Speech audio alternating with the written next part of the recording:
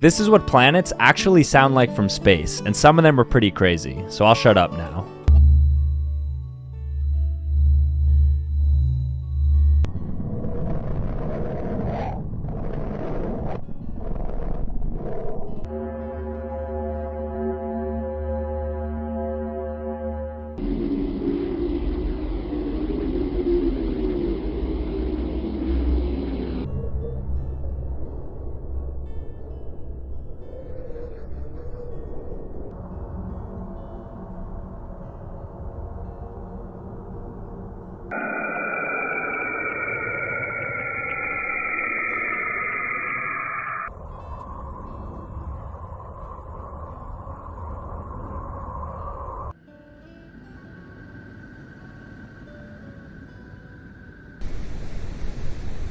Pretty cool, right?